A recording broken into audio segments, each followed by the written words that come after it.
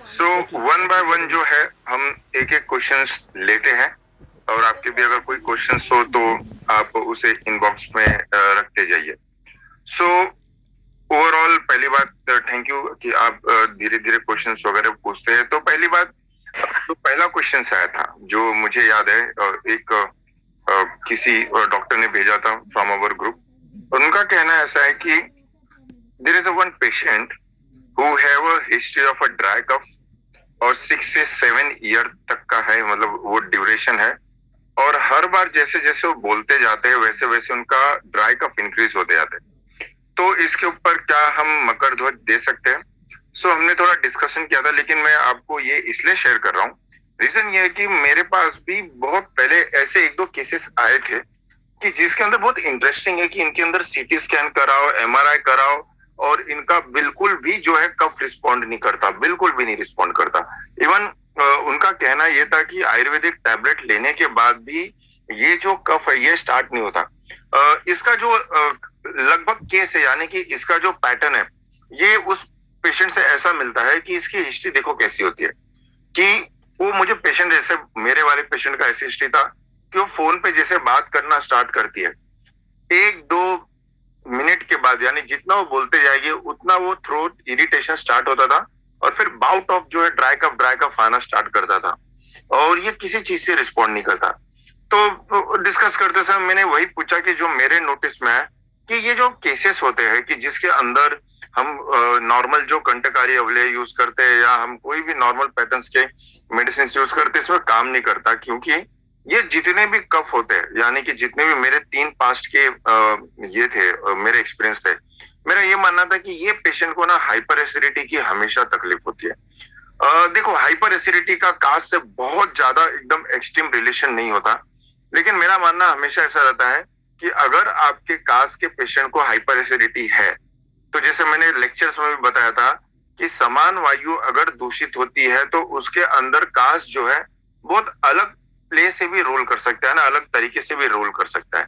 तो इसलिए मैंने उनको पूछा कि आप हिस्ट्री देखिए, और अगर आपके कास्ट के पेशेंट को पहले ही हाइपर एसिडिटी है तो पहले आप हाइपर एसिडिटी रिलीज मतलब कीजिए या उसको क्योर करने की कोशिश कीजिए, क्योंकि हाइपर एसिडिटी या अम्ल पित्त के अंदर जो उष्णता और वात, यानी कि पित्त और वात दोनों भले द्रव गुण से सामयुक्त प्रकोपित होते हैं, लेकिन इसमें अगर ऐसे पेशेंट कफ ड्राई कफ बिल्ड करता है तो इनका ट्रीटमेंट जो है सुत शेखर रस से ही जाता है। इसका अगर थोड़ा आप रेफरेंस पढ़ोगे तो आपको गुणधर्म शास्त्र के अंदर मैंने पहले भी पढ़ा था कि उसमें लिखा था कि जो अम्ल पित्त, मतलब जिस कास्ट के पेशेंट को अम्ल पित्त की हिस्ट्री है, ऐसे लोग में जैसे अगर वो क्रॉनिक हो तो पहले अम्ल पित्त की चिकित्सा करके फिर जाके आपको नॉर्मल कास्ट की मेडिसिन को यूज कर सकते। तो मैंने उनको वही पूछा और उन्होंने भी खुद बताया कि ये पेशेंट को जो पास्ट जो है हिस्ट्री है काफी चीजों की, तो ये एक पहला एक्सपीरियंस है कि आप अगर आपका पेशेंट क्रॉनिक कफ है, और ये खाली हाइपर एसिडिटी नहीं, अगर वो स्मोकर भी है, अल्कोहलिक भी है, तो ये सबके अंदर पित्त का अनुभूत या पित्त का अनुबंध कहीं ना कहीं होता है। तो ऐसे चीजों में या ऐसे कंडीशन में आप अगर जो अम्ल पित्त द्रवभूत प्रधान हो, यानी कि बहुत ज्यादा उल्टी वगैरह के साथ होता हो, तो आप उसको स्वर्ण सुशेखर, और अगर दाह वगैरह ज्यादा है तो आप उसके अंदर जो है कामदूधा के साथ दे के कुछ दिन निराम करके फिर आप जो है एक पेशेंट का, यानी कि उस पेशेंट के ट्रीटमेंट को स्टार्ट कर सकते हैं। दूसरा केस जो बहुत ही सिंपल है, जिसको फिर से शेयर किया गया है कि 28 ईयर की फीमेल अगर है और ड्यू टू सीजनल चेंज जो है अगर उसको recurrent cough and running nose होता हो, और ऐसे लोगों को विथ फीवर आता हो, यानी कि फीवर के साथ आपको अपर रेस्पिरेटरी ट्रैक्ट इन्फेक्शन आते हैं, तो ऐसे में हम क्या स्टार्ट कर सकते हैं? तो सबसे इंपॉर्टेंट बात है कि ये बहुत सिंपल है, जैसे हम हर बार अपने सेशन में डिस्कस करते हैं कि ये शीत गुण स्पर्श के कारण आपको जो है तमक श्वास की उत्पत्ति होती है। ऐसे चीज में आप, जैसे हमने पहले डिस्कस किया कि पिंपली आसो का उतना ही रोल है, उतना ही मकर ध्वज का है। बट सबसे इंपॉर्टेंट बात है कि 28 ईयर एज की फीमेल जिसका ऑलरेडी हिस्ट्री है कि वो एसी में काम करती है, ऐसे में सबसे इंपॉर्टेंट पार्ट जो होता है वो ये होता है कि इन लोगों में नस से सबसे पहले इंपॉर्टेंट है, क्योंकि जितना आप नस से दोगे उतने प्राण व स्रोतस के अंदर शीत वायु जाने की टेंडेंसी थोड़ी कम होगी, और सिंस इसके अंदर लीन दोष पहले से है, तो आपको अल्टीमेटली भले आप मकरध्वज भी यूज करें आपको रिलीफ देगा, लेकिन अल्टीमेटली आपका ये जो ट्रीटमेंट जाएगा ये आपका समीर पन्नग से जाएगा। और अगर ये फीमेल थोड़ी अगर स्मोकर होगी, थोड़ा ड्रिंकर होगी, ऐसे कंडीशन में तो आप समीर पन्नग के बदले आप मकरध्वज या लघुमालिनी स्वर्णमालिनी वसंत यूज कर सकते हो। देखिए एक चीज हमेशा याद रखना है आपको कि अगर पेशेंट के आपको अम्ल पित्त है, वो स्मोकर है, वो ड्रिंकर है, तो उसको हाइपर एसिडिटी है, ऐसे कंडीशन में समीर पन्नग जैसे चीज को तमक श्वास में जल्दी नहीं देते। रीजन ये है कि हम कितना भी उष्ण तीक्ष्ण औषधि यूज करें, ये इन कंडीशन को थोड़ा बढ़ाता है, एग्रीवेट करता है। इसलिए समीर पन्नग जैसे ड्रग को छोड़ के आप स्वर्णमालिनी जैसे कल्प का भी इधर उपयोग कर सकते हैं। तो ये दो केसेस हो गया। अब एक बहुत इंटरेस्टिंग किसी ने क्वेश्चन पूछा था कि क्या हम सेम ट्यूबरकुलोसिस का ट्रीटमेंट जो हमने डिस्कस किया था, क्या हम किसी चाइल्ड में यूज कर सकते हैं? तो क्वेश्चन ये है कि ये बहुत ही डिफिकल्ट चीज है, क्योंकि देखो घृतपान ना बच्चे जल्दी करते नहीं, क्योंकि जैसे हमने बात किया था कि ट्यूबरकुलोसिस का फर्स्ट लाइन ऑफ ट्रीटमेंट है कि घृतपान कराना, वो करते नहीं। दूसरा कि उनको आशा और इष्ट देना, ये भी एक डिफिकल्ट पार्ट होता है, जल्दी वो लेते नहीं। भाई दोनों का प्रॉब्लम ये पैलेटेबिलिटी, यानी दोनों का टेस्ट नहीं होता, इसलिए बच्चे नहीं लेते। तो इसका अल्टरनेटिव क्या होगा? देखो जैसे पहले मैं बताया कि एकदम डॉट का आप जो है अल्टरनेटिव एंटी ट्यूबरकुलोसिस ड्रग मत ढूंढने चाहिए, आप इम्यूनिटी के ऊपर वर्क कीजिए। जो मेरा पर्सनल एक्सपीरियंस है उसमें हमेशा ऐसा होता है कि जो स्वर्ण कल्प है यानी कि स्वर्ण प्राश है, मैं इन पेशेंट में ना डेली डोज पे यूज करता हूँ। स्वर्ण प्राशन ऐसा नहीं है कि खाली आप महीने में एक बार यूज कर सकते हो। स्वर्ण प्राशन आप डेली वाला भी यूज कर सकते हो, मंथली वन टाइम भी यूज करते हो, डिपेंड अपॉन आपका जो बच्चू आया है उसका केस क्या है। स्वर्ण भस्म के बारे में अगर बात करें तो उसके अगर आप रेफरेंसेस को देखो तो स्वर्ण भस्म उत्तम जंतुघ्न है, उत्तम विषनाशक है, बल्य है, ऊर्जवर्धक है। तो ऑल इन ऑल एक चाइल्ड के ट्यूबरकुलोसिस के पेशेंट को अगर आपको इनिशिएट करना है, स्टार्ट करना है, तो मेरे ख्याल से आप उसको 0.2 मिलीग्राम जो है डोज में डेली आप दे सकते हो, 1 मिलीग्राम पर डे भी दे सकते हो। अब इसमें आप सेफ्टी मतलब टॉक्सिसिटी होता है कि नहीं वो आप दिमाग से निकाल लीजिए। रीजन ये है कि इवन आप 500 मिलीग्राम भी पर डे यूज करो तो भी इतनी टॉक्सिसिटी उसकी आज तक देखी नहीं है, इवन इन रिसर्च ऑल्सो। तो वो सेफ डोज है, तो आप 1 मिलीग्राम पर डे भी यूज कर सकते हो। और आप इसे कंटिन्यूस ऐसे पेशेंट के अंदर, यानी कि जो patient already anti tuberculosis drug ले रहा है उसको आप ये स्टार्ट कर सकते हो। इसके साथ अगर बच्चों थोड़ा सा आपको सपोर्ट करे तो अरविंद दासो इसके अंदर बहुत ही अच्छा कल्प पड़ता है जो हम यूज कर सकते हैं। तो ये ओवरऑल जो सबसे इंपॉर्टेंट फैक्टर है वो ये है कि ट्यूबरकुलोसिस इन अ चाइल्ड, उसको ज्यादा से ज्यादा हम स्वर्ण प्राश से ट्रीट करने की कोशिश करते हैं, उसे स्वर्ण ड्रॉपर दे के यूज करने की कोशिश करते हैं।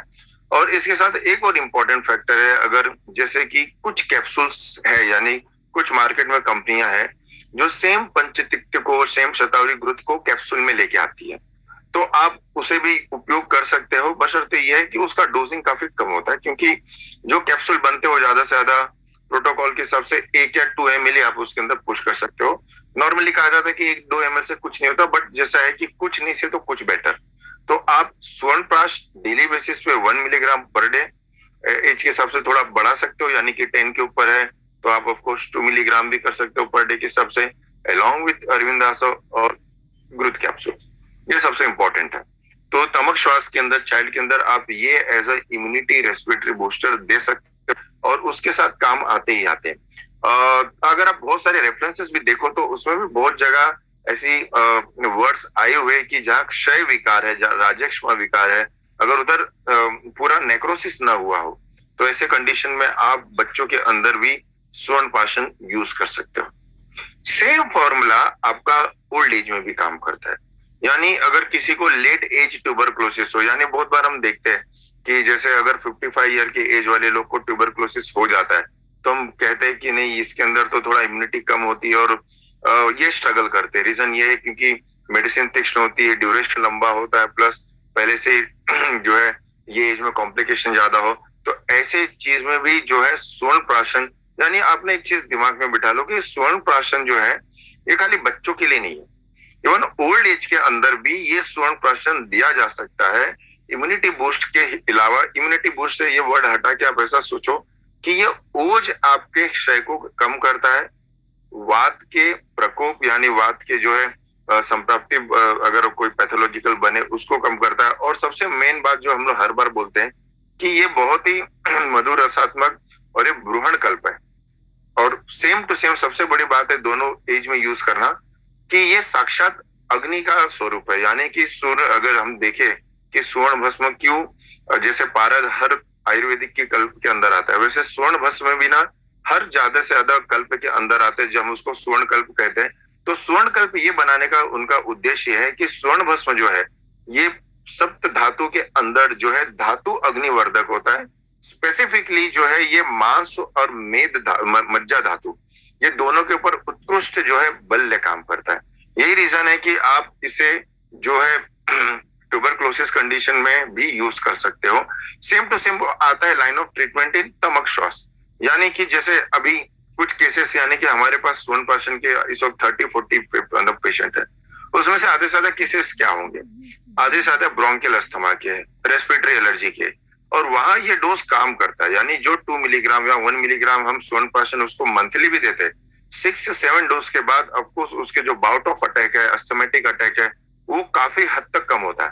तो यस, अगर पेशेंट अस्थमेटिक है, पेशेंट रेस्पिरेटरी सिम्टम का है, तो आप स्वर्ण प्राशन का उपयोग बहुत अच्छी तरीके से कर सकते हो। और ये एक बहुत अच्छा स्कोप है, यानी कि खाली स्वर्ण प्राशन बच्चों में खाली इम्यूनिटी बूस्टर देने से अच्छा स्वर्ण प्राशन भस्म के बारे में उसकी गामित्व देख के, उसका लाइन ऑफ एक्शन देख के, उसके डिफरेंट डिजीज के अंदर एक्शन देख के आप इसे दोनों डिजीज में उपयोग कर सकते हो।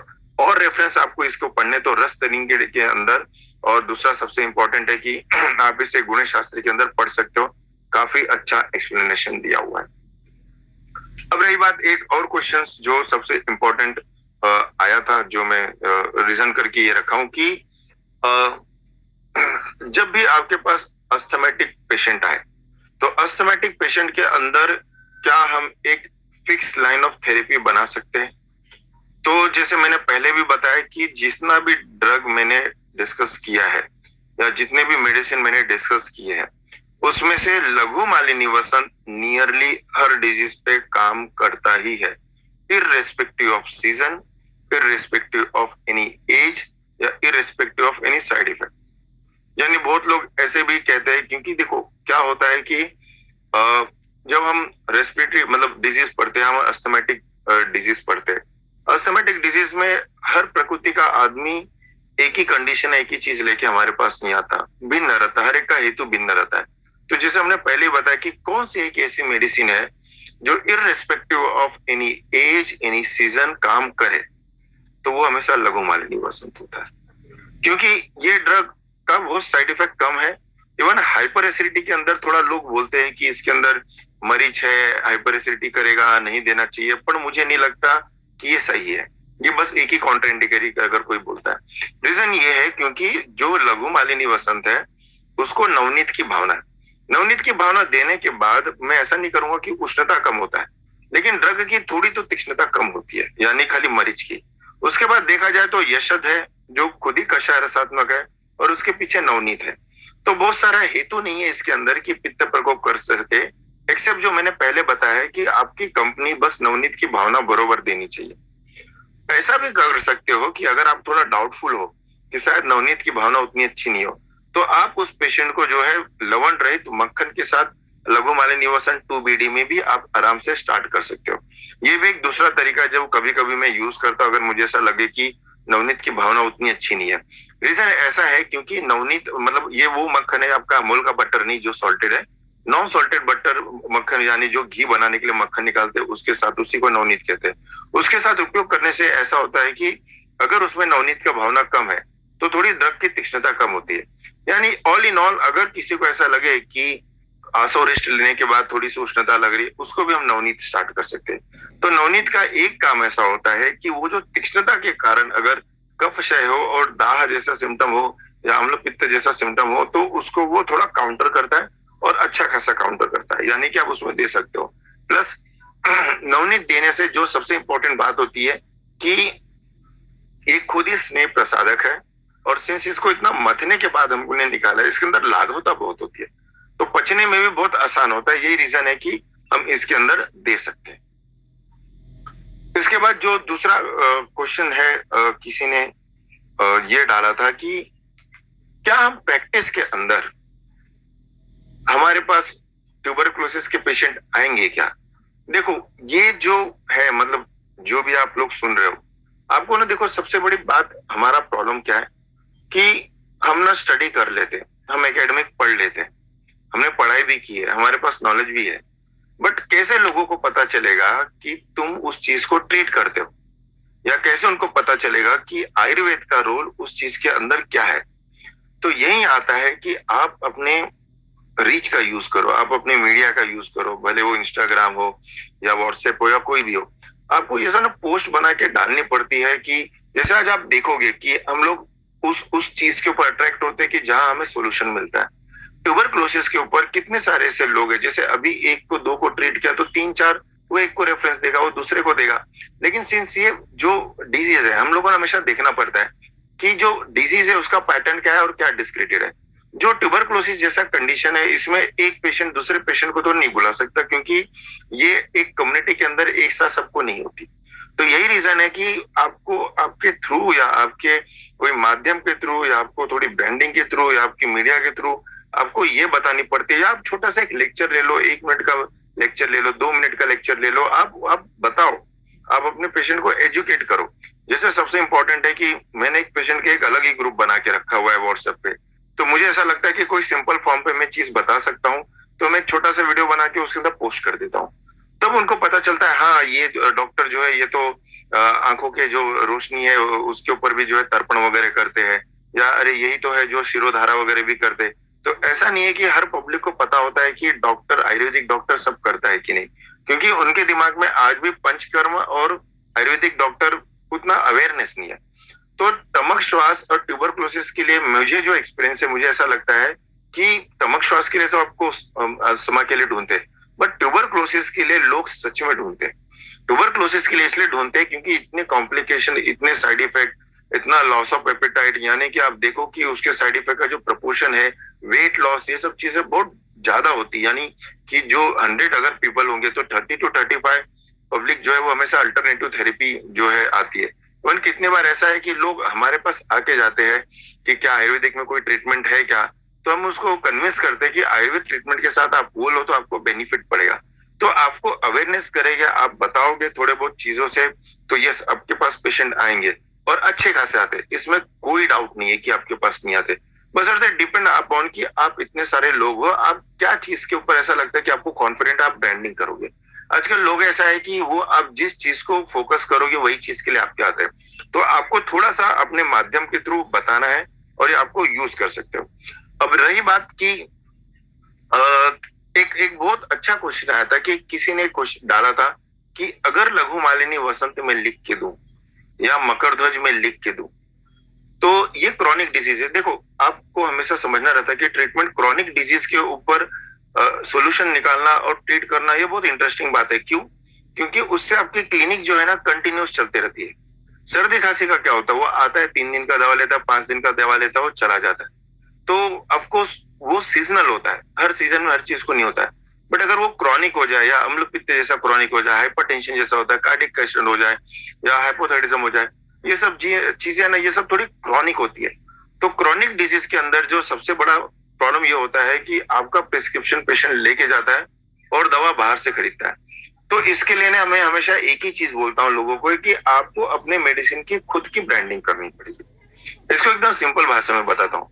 देखो, आपके पास कोई कंपनी आती है, अभी मैं कोई एग्जाम्पल के थ्रू बता रहा हूँ, पर इसको थोड़ा ऐसा कंपैरिजन न ले, कि जैसे कोई एक कंपनी आया, उसने बोला कि भाई मैं एक तरह का अस्थलिन आयुर चालू कर रहा हूँ और इसके अंदर कंटकारी है, इसके अंदर जो है श्वास कुठार है, इसके अंदर जो है स्वर्ण मालिनी है, और ये कॉम्बिनेशन आप अपने पेशेंट को देखोगे तो काम करता है। अब आजकल के आयुर्वेदिक स्टूडेंट के अंदर क्या प्रॉब्लम है कि प्रोप्राइटरी मेडिसिन और क्लासिकल मेडिसिन में ऐसा होता है कि क्लासिकल मेडिसिन को समझने में ना टाइम लगता है, थोड़ा एफर्ट लगता है। तो बच्चे जो है उस क्लासिकल मेडिसिन से थोड़ा दूर भागते हैं। लेकिन उसी क्लासिकल मेडिसिन को आयुर्वेद के किसी एक कंपनी ने 4 अलग अलग ढंग अलग से उतारा और उसको कॉम्बो बना के आपको दे दिया, तो आपको कॉन्फिडेंट लगता है कि ये काम करता है, और ऑफकोर्स काम करता ही। दोनों में मेरा ऐसा मत है, क्योंकि सिंस मैं प्रोप्राइटरी मेडिसिन इसलिए नहीं पढ़ा था कि उसमें कुछ आइडिया नहीं है, उसमें आपको कुछ दिमाग नहीं लगेगा, और उसमें फ्यूचर नहीं है। फ्यूचर नहीं है मींस कि अगर आपको कॉन्फिडेंट है कि मेरी लघु मालिनी वसंत काम करती है, आप कहीं से भी लघु मालिनी वसंत बना के, उससे बनवा के आप खुद से अपने क्लिनिक से डिस्पेंस कर सकते हो अलग नाम पे। मे भी आप अस्थमा में उसको कुछ और नाम दो, ट्यूबरक्लोसिस में कुछ और नाम दो, और ये फ्यूचर है। यानी आप लघु मालिनी वसंत प्रिस्क्रिप्शन पे लिख के दोगे, बाहर जाएगा वो लघु मालिनी खरीद लेगा और मतलब अपनी तरीके से खाएगा। लेकिन यही आप अगर खुद का जो है मेडिसिन प्रिस्क्राइब करो, क्योंकि जो ओल्ड टाइम पे लोग करते थे कि हम कंसल्टिंग करते प्रिस्क्राइब करते, वो थोड़ा टाइम चला गया। अब लोग ऐसा देखते हैं कि आपके पास आया तो आपका ही मेडिसिन होना चाहिए, और वो थोड़ा आयुर्वेदिक डॉक्टर अगर मेडिसिन दे रहा है तो ट्रस्टेबल बहुत ज्यादा होता है। तो मैंने कुछ मेडिसिन जो कॉम्बिनेशन बना के मैं यूज किया प्रैक्टिस में, मुझे ऐसा लगा कि ये चीज आपको इसी तरह से जा सकती है। यानी कि पेशेंट मतलब इसको हम लोग कहते हैं कि बिजनेस टू कंज्यूमर, यानी कि आपने कुछ बनाया और आपके पास एक ऐसा चीज है जो मार्केट में कहीं अवेलेबल ही नहीं है, तो पेशेंट अब डेफिनेटली आपके पास ही आएगा क्योंकि आपका डिमांड है। तो यही है कि ट्यूबरक्लोसिस में आपके पास नॉलेज है, आप ग्रोथ दे रहे हो, बदल दो नाम, क्या फर्क पड़ता है। आप आसोरिस दे रहे हो, अब थोड़ा नाम बदलना बताओ मुश्किल है, बट ठीक है, उसके बदले आप एक तो मतलब एक नाम का दे सकते हो। बट टैबलेट्स वगैरह जो है, या मेरे ख्याल से ये बना के खुद का थोड़ा सा लेवलिंग करके थोड़ा सा एफर्ट लगता है, बट ऑल टाइम गुड कर सकते हो। तो ये क्रॉनिक डिजीज के बारे में, कि क्रॉनिक डिजीज में आप जितना पेशेंट बार बार आपके पास आते रहे, उस जगह से मतलब यानी कि आप बात करो कि वो एक चीज से आपको अच्छे खासी अर्निंग हो सकती है। तो खाली कंसल्टिंग की अर्निंग नहीं, कंसल्टिंग के साथ साथ मेडिसिन की अर्निंग। दूसरी सबसे बड़ी बात यह है कि ये करने से एक बात ये भी होता है कि पेशेंट को याद रहता है कि 6 महीने में या 1 हफ्ते में मेरा मेडिसिन खत्म हो रहा है, तो मुझे डॉक्टर के पास ही ये दवा मिलेगा, बाहर नहीं मिलेगा। तो इससे फिर से आपकी थोड़ी सी डिमांड रहती है। तो यानी कि ऑल इन ऑल कि एक डॉक्टर किसी ड्रग को सप्लाई करता है, या एक आयुर्वेदिक जो फिजिशियन है वो किसी मेडिसिन को, भले वो लघु मालिनी वसंत हो या आरोग्यवर्धी हो, आप जब देते हो तो लोगों को ट्रस्ट रहता है कि हाँ ये जो है ये डिग्री होल्डर है। तो कंपेरेटिव में किसी ऑनलाइन से किसी अननोन पर्सन से बनाओ, उससे अच्छा मैं डॉक्टर से बनाऊं। तो इसी तरह से कोई भी एक आयुर्वेदिक डॉक्टर, आज आप देखोगे कि जितने भी मल्टीपल चैन वगैरह ओपन करके बैठे रहते, वो सब के सब सेल्फ मेडिसिन देते। तो आपको ये चीज सीखना पड़ेगा, और इसके लिए सबसे इंपॉर्टेंट बात यह है कि आपको ये प्रोप्राइटरी मेडिसिन से आएगा ही नहीं। जब तक आप क्लासिकल मेडिसिन नहीं पढ़ोगे, जब तक क्लासिकल मेडिसिन के ऊपर आप कॉन्फिडेंट नहीं आएगा, अब धीरे धीरे ना ये प्रोप्राइटरी मेडिसिन के ऊपर डिपेंडेंट होते आओगे, और वो बदला नेचर बदला, नहीं काम किया आप नहीं समझ में आएगा। बेसिकली क्लासिकल ड्रग को समझोगे तो अगर वो कॉम्बिनेशन में भी आएगा कल को प्रोप्राइटरी में, आप नहीं बना पा रहे हो तो भी वो काम करेगा। तो इसलिए ये थोड़ा सा टाइम लिया मैंने, लेकिन ये फैक्ट है कि पेशेंट नहीं जाना चाहिए या बाहर से नहीं लेना चाहिए। उसके लिए तो थोड़ा एफर्ट करके आपको सेल्फ ब्रांडिंग करनी पड़ेगी, नाम थोड़ा चेंज करके कुछ अपनी तरीके से फॉर्मुलेशन बना के आप उसको दीजिए।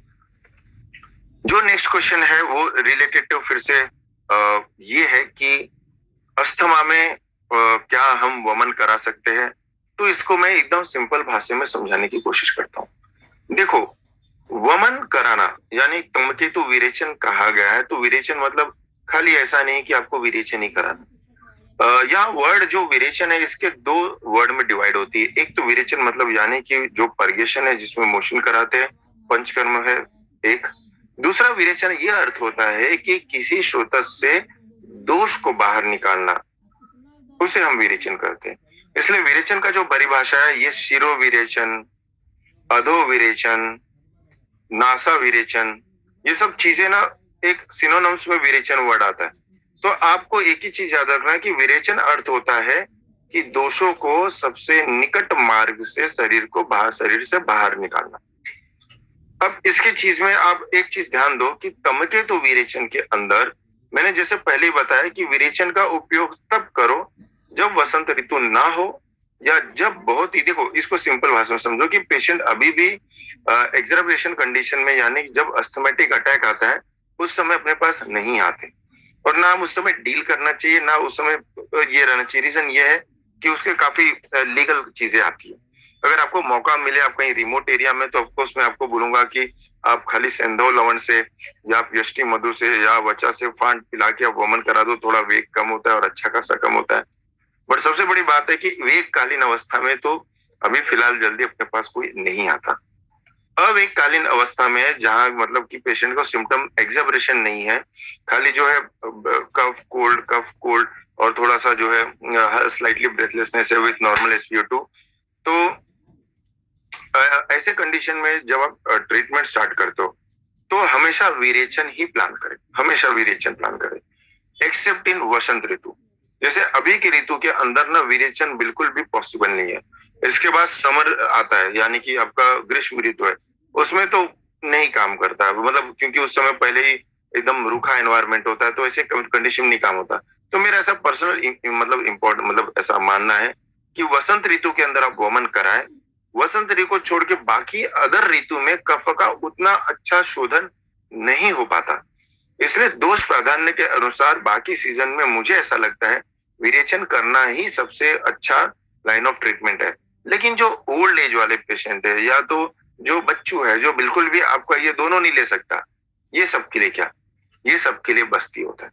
यानी कि मैं किसी 55-60 प्लस बच्चों मतलब ओल्ड एज पेशेंट को हमेशा वमन पे नहीं डाल सकता। हर एक लोग इंडिकेटेड नहीं होते, मल्टीपल कॉम्प्लिकेशन होता है, डायबिटीज होता है, हार्ट इशू होता है। सो ऐसे कंडीशन में जहाँ कॉम्प्लिकेटेड है वहां ना वमन ना विरेचन, वहां बस्ती ज्यादा प्रायोरिटी होती है। तो ये एक कुछ ना कुछ प्रैक्टिकली देखो, प्रैक्टिकली सोच के आपको कुछ काम होता है। मैं ऐसा बोलूं कि नहीं ग्रंथ में लिखा है वमन ही कराना चाहिए, और पता चला कि ग्रीष्म ऋतु में या शरद ऋतु में जहाँ बिल्कुल भी इतना उष्णता है, इतना वायु, इतना रुक्षता है, उसके अंदर में घी पिला के वमन कराओ, आप खुद ही देखो पेशेंट ना टायर्ड हो जाता है। ऑफकोर्स आपको आराम मिलता है लेकिन उसमें बहुत बोलते धातु क्षय होने लगता है। तो ऐसे कंडीशन में जो है एक सुटेबल एनवायरनमेंट का वेट करो और फिर उसके अंदर विरेचन कराओ। विरेचन इन्हीं सीजन में अच्छा सा हो जाता है क्योंकि वो कंट्रोल होता है। आपको 6 कराना है, 10 कराना है, 15 कराना है, मध्यम हीन उत्तम कराना है, ये आपके कंट्रोल में रहता है। वमन आपके कंट्रोल में कभी नहीं होता है क्योंकि वो एक बार इनिशिएट हो जाता है तो स्टार्टअप ही रहता है। तो इसलिए हमेशा ऐसा माना जाता है कि जो वसंत ऋतु है वही शोधन के लिए सबसे बेस्ट काम आता है। क्वेश्चन ऐसा है कि क्या राजेक्ष माह में कोई पंचकर्म करना चाहिए? तो जैसे मैंने पहले भी बताया कि राजेक्ष माह के अंदर खाली बस्ती ही सबसे बेस्ट होता है और स्नेहन स्वेदन घृतपान के साथ। यहाँ विरेचन और वमन करने का कोई फायदा नहीं है। रीजन ये है क्योंकि यहाँ जो है धातु पहले से ही क्षय है, यहाँ अग्नि पहले से ही मांद है। इसमें जो हम शोधन करेंगे यानी कि आप वमन विरेचन के लिए जिस डोज में आप 20, 30, 40 ml पिलाने जाओगे उसके लिए भी तो अग्नि की जरूरत है, यानी कि ये थोड़ा मध्यम या उत्तम मात्रा है। तो ऐसे कंडीशन में यानी ऐसे सीजन पे मुझे नहीं लगता कि राजेक्ष माह के अंदर आपको बस्ती को छोड़ के किसी भी अदर पंचकर्म के बारे में सोचना चाहिए। और मेरा जैसा मानना है कि पेशेंट को जो है ज्यादा से ज्यादा ओरल मेडिकेशन पे जितना रखे उतना बेटर है, यानी उतना आपको बेनिफिट है। तो ये बात हुई पंचकर्म से। नेक्स्ट क्वेश्चन जो रिलेटेड था वो एक ये था कि क्या प्रेग्नेंट वुमेन के अंदर हम ये लाइन ऑफ थेरेपी यूज कर सकते हैं? तो आंसर होगा नहीं। रीजन ये है कि जब भी हम बात करते हैं प्रेगनेंसी के अंदर तो जितने भी हमारे जो डिजीज थे यानी कि तमक श्वास के अंदर उधर आप देखोगे कि कल्प काफी तीक्ष्ण है। तो मुझे ऐसा लगता है कि जो आपका गर्भ अवस्था है यानी कि प्रेगनेंसी में उसमें ये सब लाइन ऑफ ट्रीटमेंट यूज नहीं करे तो ही बेटर। एक्सेप्ट आप सीतोपलादी चूर्ण का उपयोग कर सकते हो लेकिन वो उतना बेनिफिशियल नहीं होता। तो नॉर्मली जैसे मैंने वही बताया कि प्लस अपना मेडिसिन गायनिक का ओपिनियन बहुत ज्यादा क्लैशेस होते हैं।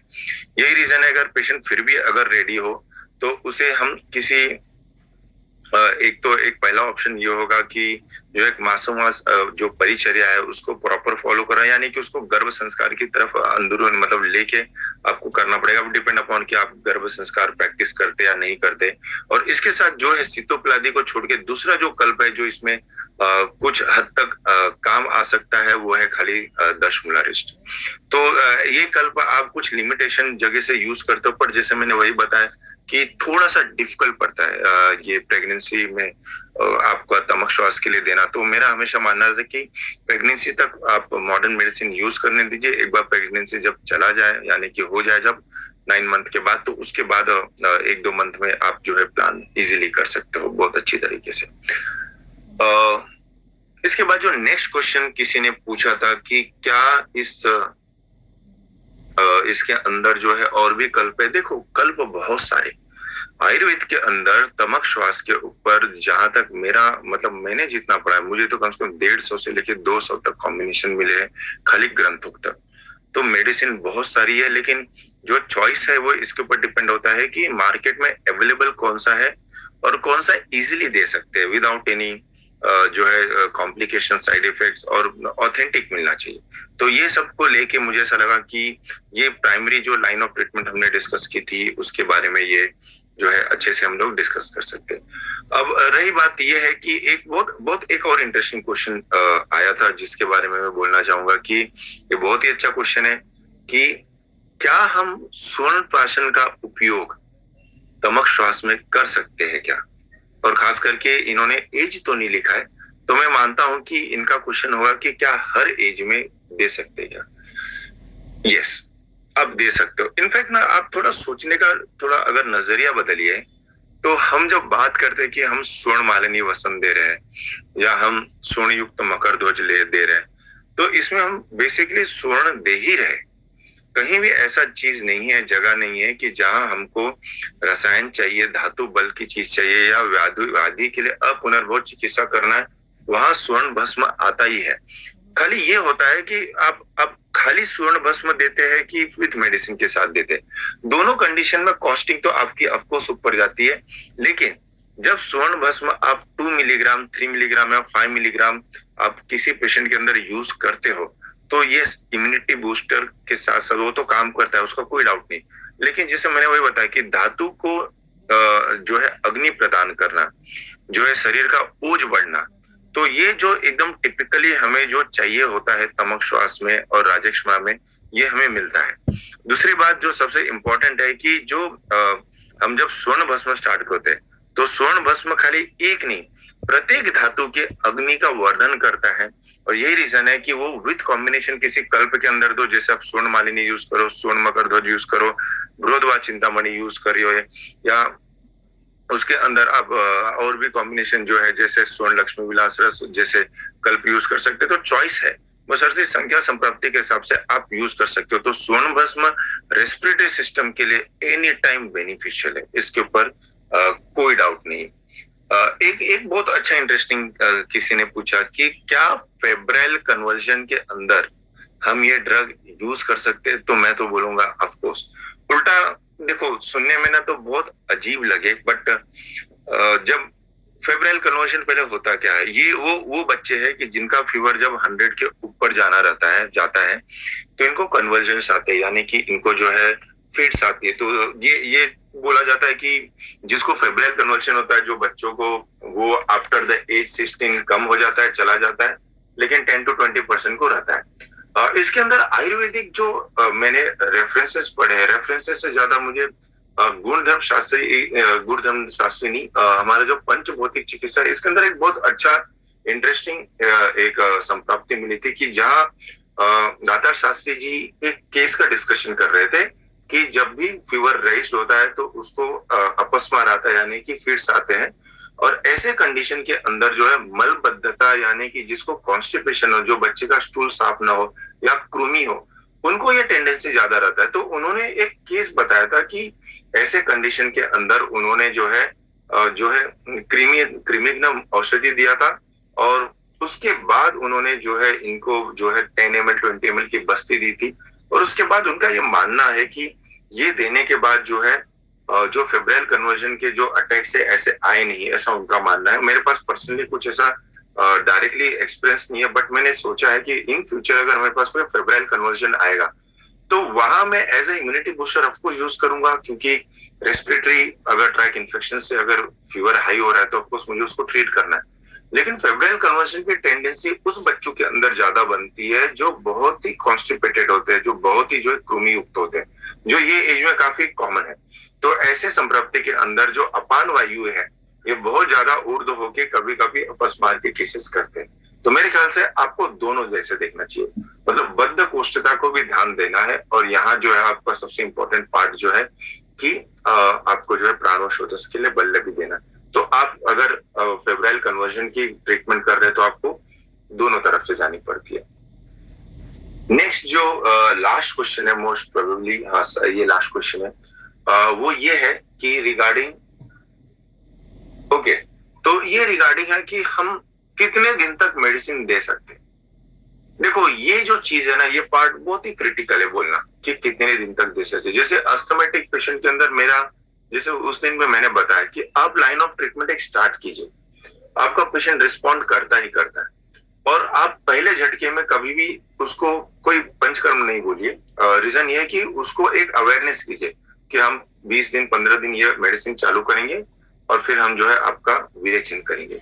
क्योंकि आप झटके में जाओगे और तुरंत बोलोगे कि विरेचन करा है, मोशन होगा, ऐसा होगा, पेशेंट को थोड़ा ना इलॉजिकल होता है। या तो पेशेंट पहले से कहीं से इंफॉर्मेशन लेके आओ कि नहीं विरेचन से जो है अस्थमा चली जाती है, तो आपसे बोलेगा। तो ऐसे कंडीशन में आपको ये देखना है कि पंचकर्म जो है थोड़ा सा पीछे करके आप एक लाइन ऑफ मेडिसिन जो है एक स्टार्ट कर सकते हो। और हम हमेशा देखते हैं कि जो हमारे अस्थमेटिक पेशेंट है इसको हम ईयरली विरेचन करा ही देते, या ईयरली उसको बोलते हैं बस्ती लेके ही जाओ, at least once in a year. और अभी तक जो 4-5 साल का मेरा एक्सपीरियंस है, तो मैंने ऐसा देखा है कि देखो जो अस्थमेटिक बहुत ऐसे पेशेंट है जो क्योर भी हुए, बट बहुत सारे ऐसे पेशेंट है जो रिकरेंट हो गया है। अब इसका मतलब ये नहीं कि आपका मेडिसिन हर बार उतना काम नहीं करता हो या जेनेटिक हो। कभी कभी ऐसा होता है ना कि सामने वाले ने हेतु चेंज ही नहीं करता, ये पेशेंट ने बहुत बार बताता नहीं। तो बहुत सारी इसके एंगल्स है कि ठीक होगा कि नहीं, बट पेशेंट को तो बोल के चलो कि नहीं ये ठीक हो जाएगा, कोई प्रॉब्लम नहीं, वो मान लेगा, कॉन्फिडेंट रहेगा, आपके पास फिर आएगा, वो चलेगा। लेकिन आप बोलोगे कि नहीं ये जाएगा नहीं या ऐसा नहीं होगा, तो पेशेंट कभी कभी मूव ऑन होता है। कि रीजन ये है कि अभी देखो उनको दिमाग में पहले से ही है कि आयुर्वेदा से सब जड़ से जाता है, 70-80% काम कर जाता है, 10-20% जो है पेशेंट अपने पास रिकरेंट आते हैं। तो आप यस उनको क्लेम कीजिए, लेकिन बैक ऑफ द माइंड उनको बता के रखिए कि आपको जब भी ठंडी आएगी, जब भी बारिश आएगा, आपको आना ही है ट्रीटमेंट लेने। कम से कम 2 हफ्ते आइए, 1 हफ्ते आइए, बस्ती लेके जाइए या विरेचन कराइए। इससे 2 बेनिफिट है। एक, पेशेंट अवेयर रहता है कि आपके क्लिनिक में उसको आना ही है ये वोमन लेने के लिए, विरेचन करने के लिए। इससे आपकी पेशेंट जो है एक मतलब यानी कि आपने पहले अपने पेशेंट को इन्फॉर्म कर दिया कि उसको बारिश के पहले आना है, एटलीस्ट साल में एक बार आना है, तो आपके पास आएगा। दूसरा सबसे बड़ी बात है कि सिंस पेशेंट अवेयर है कि ये आपको बार बार हर साल कराना है, तो कहीं ना कहीं वो थोड़े दिमाग में बिठा लेता है कि यस मैं ये पंचकर्म करा रहा हूँ इसलिए मैं ये ठीक हूँ। तो इसलिए आपको इन्फॉर्म करना है पेशेंट को कि आपको ये बस्ती, भले आप ठीक हो, या बहुत 3 पेशेंट मेरे पास अभी भी है जो एकदम यानी पिछले 2 साल से उनको बिल्कुल भी अस्थमेटिक अटैक नहीं है, लेकिन वो आते अभी भी आते हैं और 7 डेज की बस्ती लेके आराम से जाते। तो ये इंपॉर्टेंट है कि आप अवेयर करो तो पेशेंट आपके पास आएगा, और इसमें से बाय चांस अगर कुछ एग्जामिनेशन होता है तो उसको आप लाइन ऑफ ट्रीटमेंट स्टार्ट कर सकते हो। सो ये ओवरऑल है, जितने भी questions I hope so most of the questions मैंने कवर किए। स्टिल अगर और भी क्वेश्चन हो आप टेक्स्ट करते जाइए, मुझे पर्सनली मैं वो सबको एक कंबाइन